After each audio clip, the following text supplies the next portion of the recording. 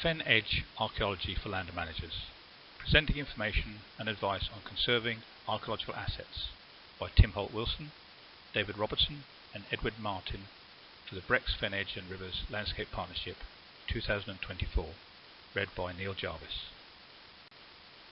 The Brecks Fen Edge and river valleys are one of the richest areas for archaeology in the UK. Many important finds have been made along the skirts of the Fenland and in the Wissey, Lark and Little Ouse valleys. This presentation will give a brief overview of the landscape history of the area. It will explain the different kinds of archaeological assets and their vulnerabilities. It offers advice about how to manage this finite resource for future generations. This work is generously funded by the National Lottery Heritage Fund and supported by Suffolk County Council, and we thank them for making it possible. The Brecks, or Breckland, is a natural landscape area spanning the county boundaries of western Norfolk and Suffolk. It covers an area of 370 square miles, or 940 square kilometres, from Swaffham south towards Bury St Edmunds, and from East Harling west towards Feltwell and Lakenheath. It lies between landscapes of the East Anglian Clayland and the Fenland Basin.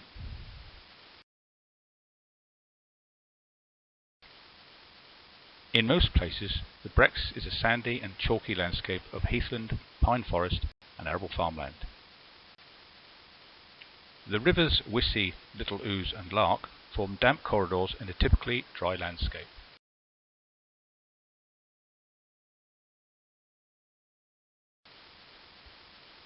The three rivers drain westwards into the Fenland Basin.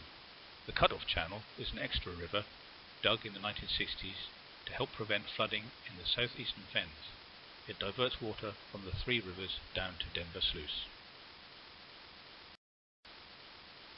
The Brecks Fen Edge is a fascinating area. It is unusual frontier landscape where sandy and chalky soils give way to dark peat, and sloping drylands dissolve into watery flatlands beneath massive skies. Brecks river valleys have wide floodplains, underlain by sands, gravels and alluvium, with patches of peat in some places.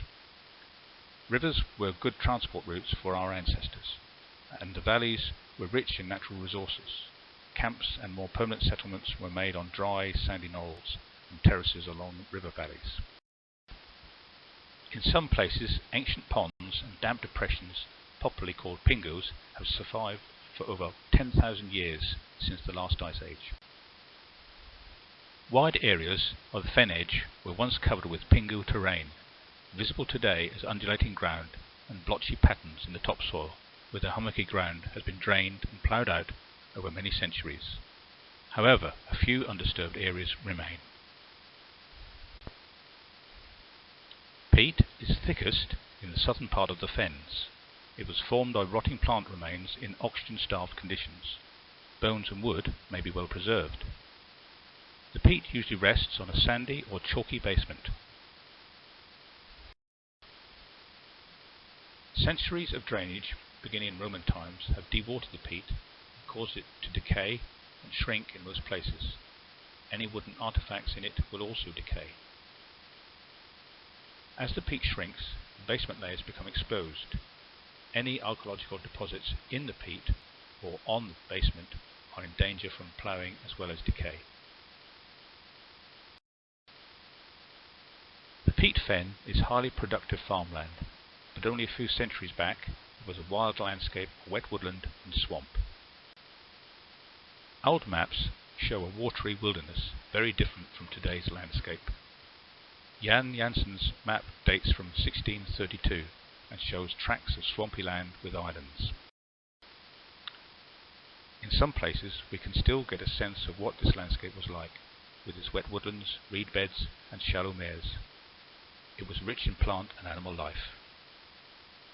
Fenland communities used the diverse dry upland and wet lowland resources at different times of the year.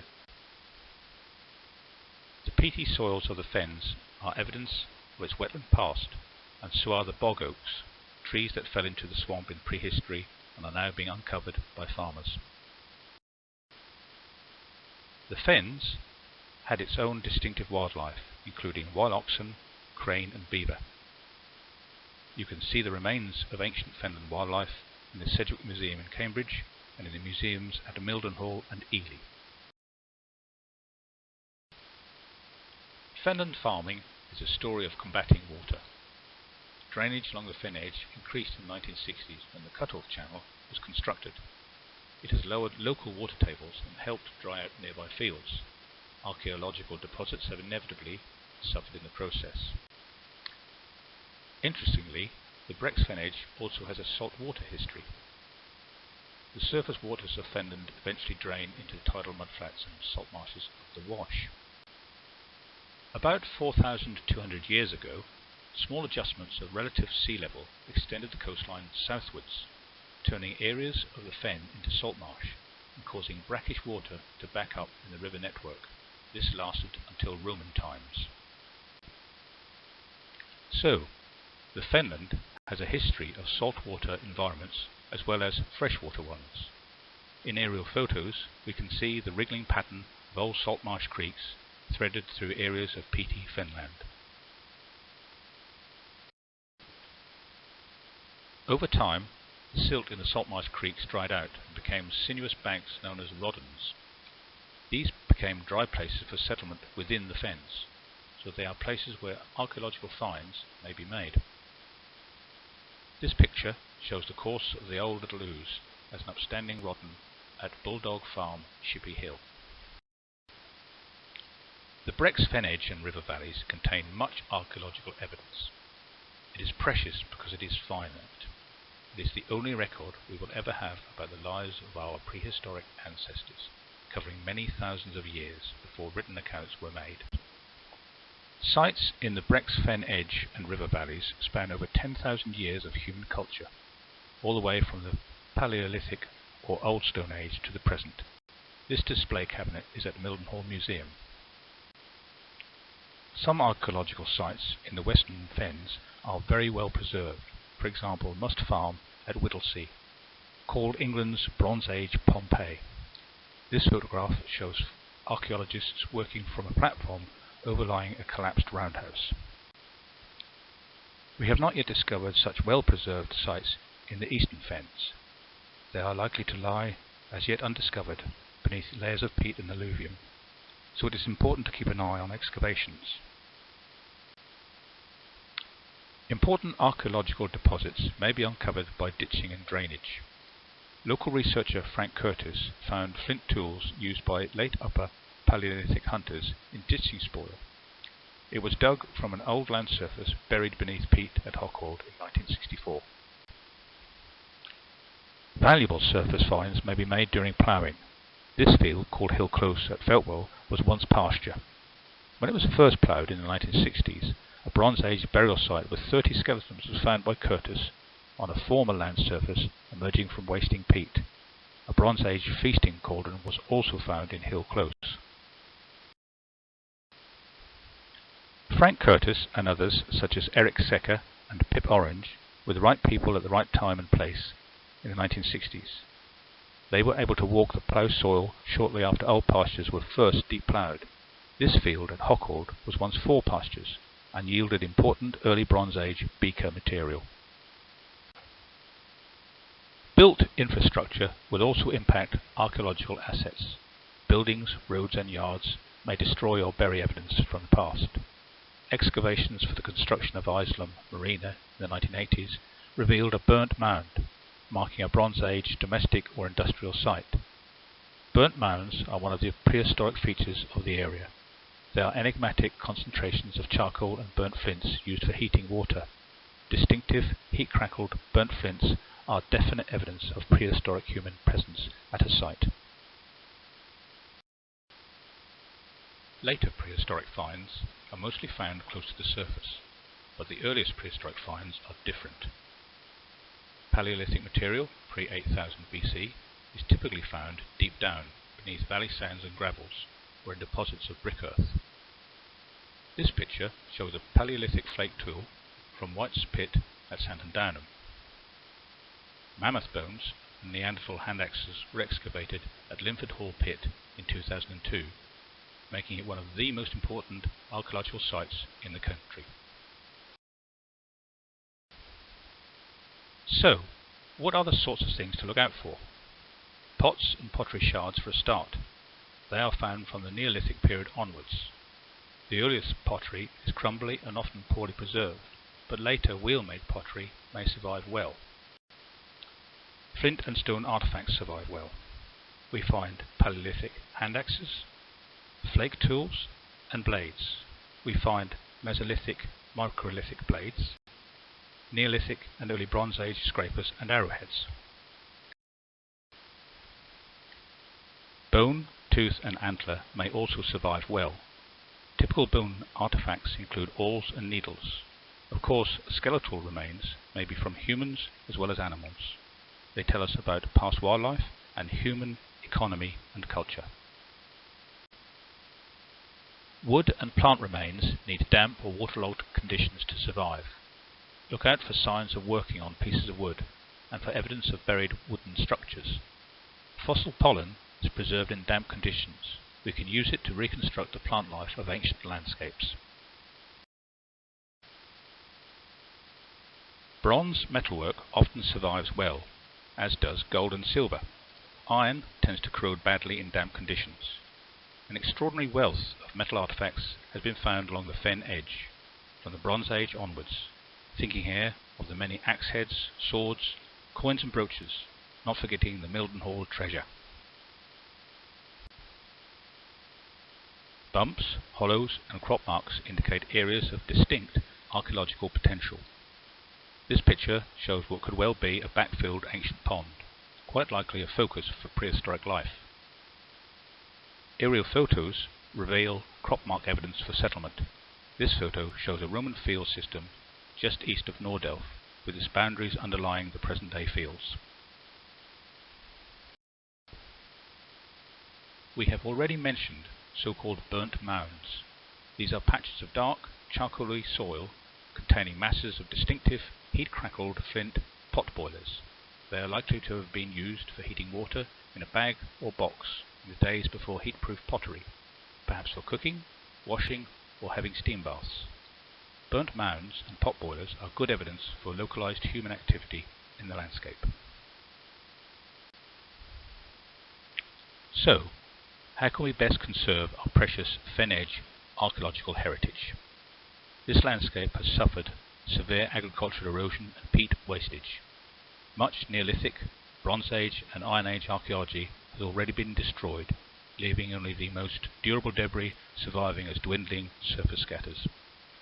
We have people like Curtis to thank for recording and collecting from so many Bronze Age sites just before they were destroyed. The later sites had already gone by the 1960s. The loss of our archaeology may have been going on for centuries. However, earlier prehistoric sites are likely still to exist in the peat.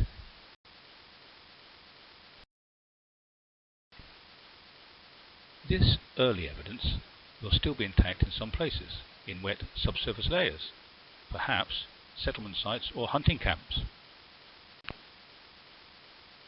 We can think of the Fen Edge and Brecks River valleys as being an irreplaceable sedimentary archive of information about prehistory.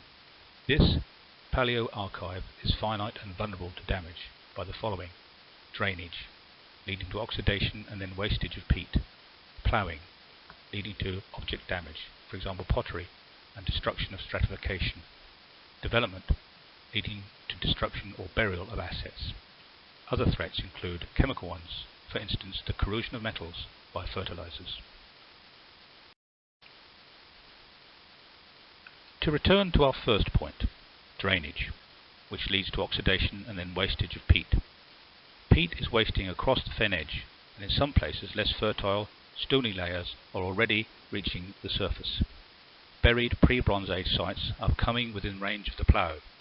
In the 1990s, Francis Healy estimated the rate of loss of archaeological layers was 1 century of settlement per year. Secondly, ploughing, leading to object damage and destruction of stratification. Ploughing has destroyed upstanding and buried archaeological features in former meadows. For example, a Romano-British field system at Corkway Drove, Feltwell, shown here in this plan.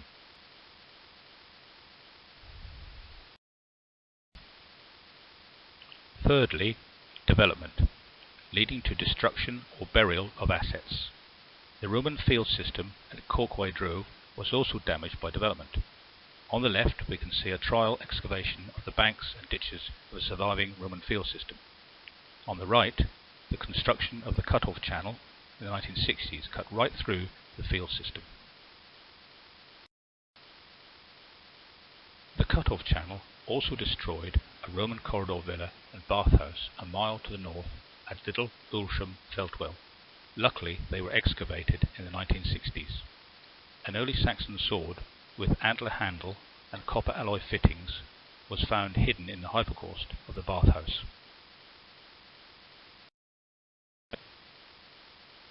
A few precious bits of pasture have been spared from recent ploughing. For example, this medieval village site at Hochwald. How best to look after its archaeological potential?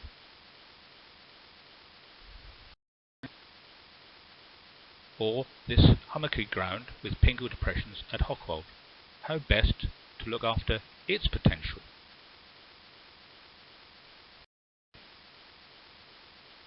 Or this old pasture at Feltwell, with ditches overlying a natural, ancient, periglaciated land surface. What historic and prehistoric stories lie buried in its soil? It is surely worth preserving this story from drainage or the plough. How can we look after this precious asset?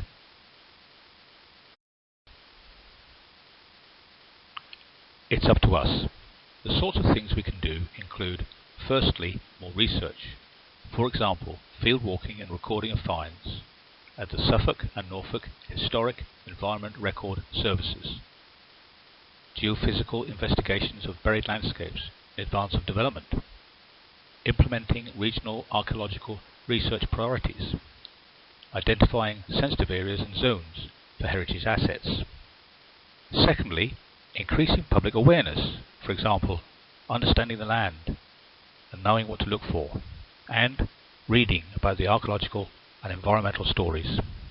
Thirdly, carry out conservation and outreach, for example, raising awareness about the archaeological sensitivity of geological layers, asking farmers not to plough old pastures, slowing up the wastage of peat and erosion of topsoil, building partnerships between landowners, land managers and archaeologists, conserving bog oak as a precious finite resource, and conserving peat as a carbon capturing ecosystem service.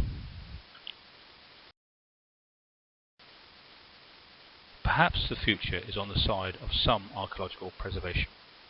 According to the IPCC, absolute sea levels are projected to rise by 0.3 to 0.6 metres. That is to say, 1 foot to 2 foot by 2100. The map shows the geography of a 0.6 metre sea level rise scenario. Harry Godwin's book on the Archaeology of Fenland from 1978 looks into the future as well as the past. The future landscape will probably begin to look like the fens as they were in the early 17th century, as we saw in Janssen's map. Conserving peat can help slow the rate of sea level rise. What practical steps can we take to care for and manage archaeological sites on the fen edge? There are 4 steps. Firstly, find out about the sites you have. Do you have legally protected sites? Do you have non-designated heritage assets? Secondly, assess the condition of your sites. Thirdly, choose the best management approach for them. And fourthly, seek funding to improve their management. First of all, find out about the sites you have. Do you have legally protected sites? Check on DEFRA's Magic Map. Also, check listings on Historic England's website. Also, check the Norfolk and Suffolk Historic Environment Record (HER) databases. Do you have non-designated heritage assets? You can check the Norfolk and Suffolk Heritage Explorer websites. Also check the National Heritage Gateway website. Once you have done this, email the relevant county contacts. You can ask for the creation of a Historic Environment Farm Environment Record, known as HEFER, H-E-F-E-R. This is for when you are applying for the Sustainable Farming Initiative, SFI, or Countryside Stewardship CS. It is valid for 3 years. Secondly, assess the condition of the sites you have. You can find out more about the features on your land. Make your own observations. Check the ground surface and ditch sides for signs of archaeology. Ask an archaeologist for their advice. Contact your local Historic Environment Service, HES, or a consultant. Report discoveries to your County Historic Environment Record, HER, or the Portable Antiquities Scheme, PAS. You can also pay for a professional Cosmic Plus risk assessment of features on your land. This covers the condition and vulnerability of scheduled monuments under cultivation. It will be undertaken by an archaeologist and involves doing a questionnaire and making test pits. Test pitting is useful and can be carried out by yourself, please report discoveries to your local HES, by an archaeologist, or by a community archaeology group. If systematically done, it is likely to involve some financial outlay.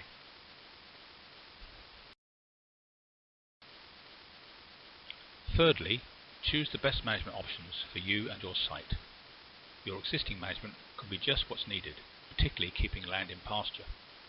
You might be able to make minor changes, for example adjusting stocking densities or improving soil wetness. You can also convert arable to a different land use, particularly pasture, hay meadow or fen. You can reduce the depth of arable cultivation. You could introduce the no-till method or introduce the minimum till non-inversion method. Please do not carry out subsoiling or mold ploughing on sensitive land. You can raise water levels on site. This is best designed on a site-by-site basis. Do take professional advice on hydrology and technology. Your water raising options include blocking ditches, installing sluices, creating bunds and ditches. Finally, seek funding. You have various options to help conserve archaeology. Under the Sustainable Farming Initiative, SFI, you have 5 options listed here. Under the Countryside Stewardship Scheme, CS, you have 9 options listed here. And the Nature for Climate Peatland Grant Scheme is also helping archaeology. The Fens East Peat Partnership has begun restoration work on 16 sites, including in Norfolk and Suffolk. It is now closed to new applications, but advice is available from the partnership. For further information, contact your specialist advice team at the County Historic Environment Service and your Farming and Wildlife Advisor.